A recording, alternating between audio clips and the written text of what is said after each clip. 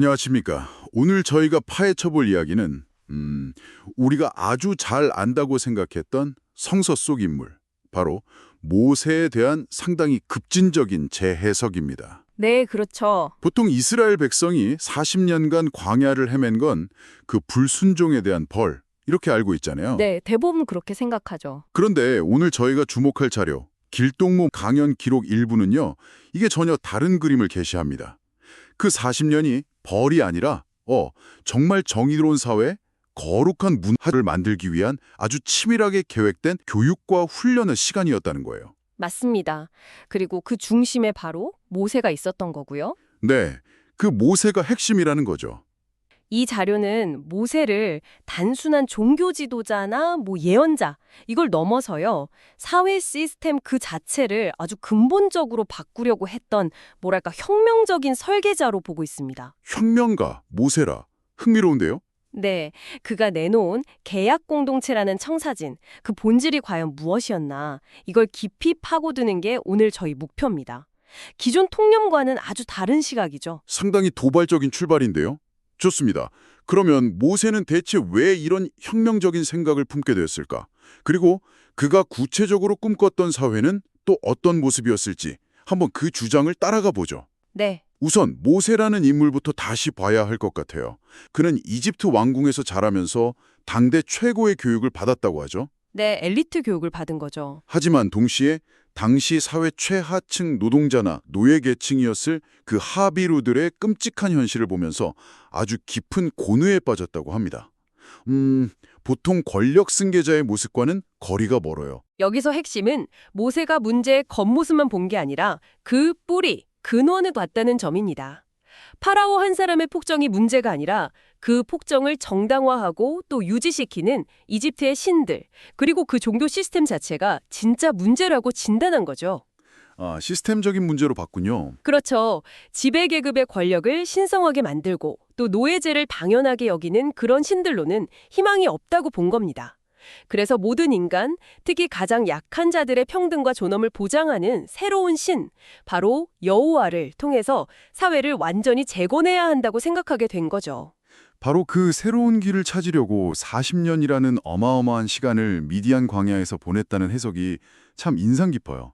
거의 한평생 동안 혼자 씨름한 거잖아요.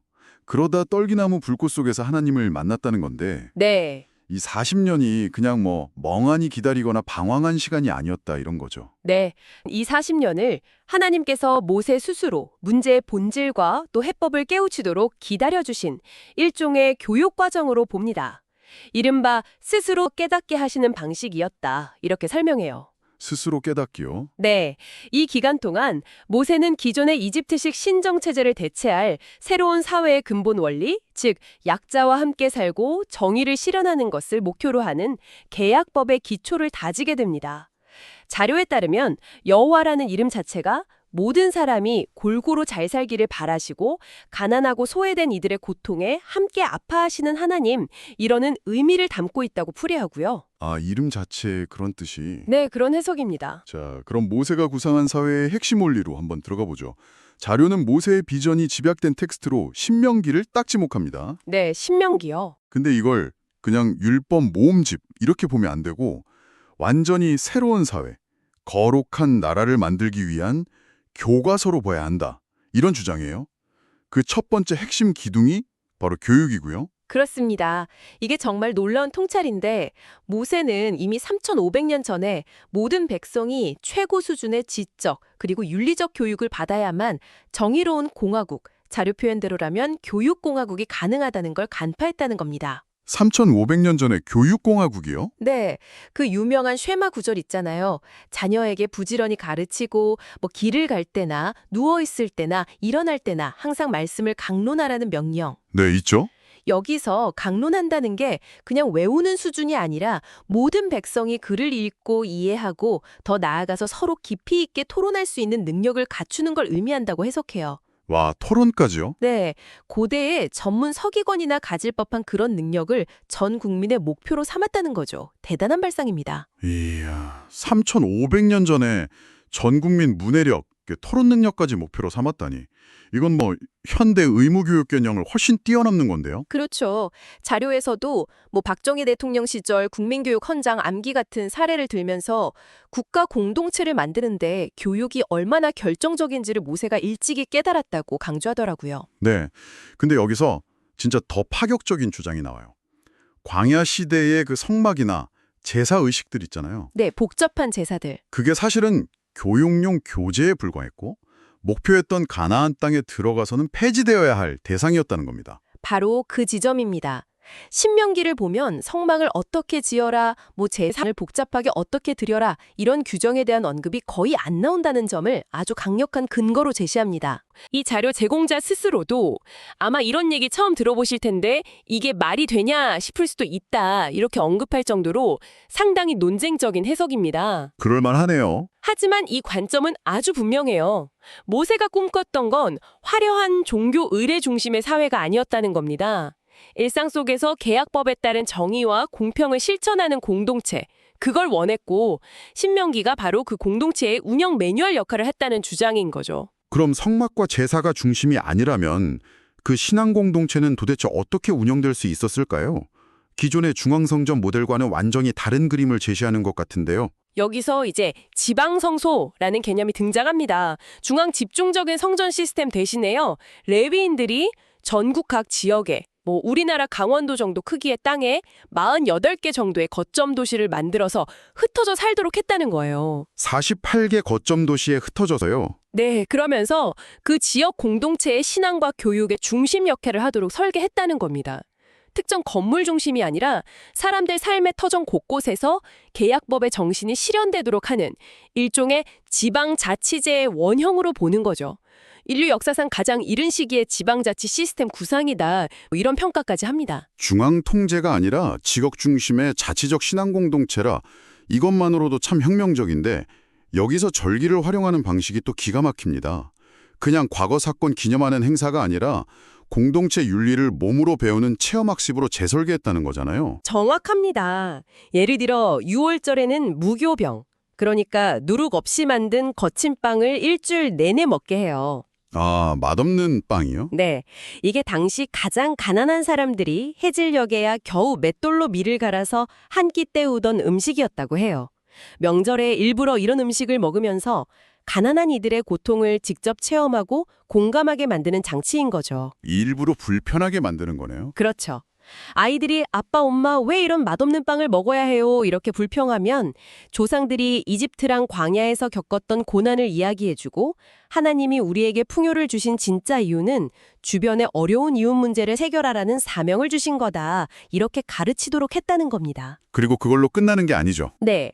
절기 마지막 날에는 실제로 그 가난한 이웃들을 집으로 초대해서 함께 음식을 나누는 접대를 하도록 딱 규정까지 했고요. 아, 함께 나누는 것까지. 초막절도 비슷한 방식이었댔네요. 일부러 엉성하게 지은 초막에서 일주일을 보내면서 맞습니다. 집 없는 사람들의 서러움을 직접 느껴보라는 거죠.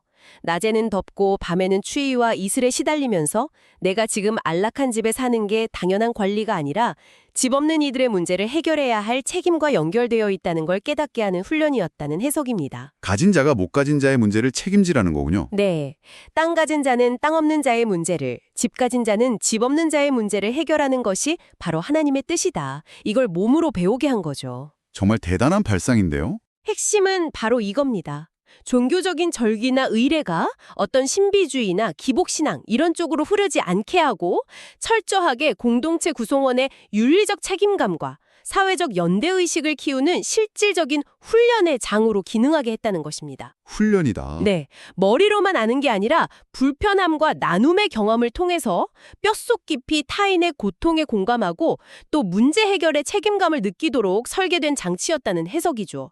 이런 훈련이 부족한 게 오늘날 만연한 개인주의나 사회적 무관심의 한 원인일 수 있다고 아주 강하게 지적합니다.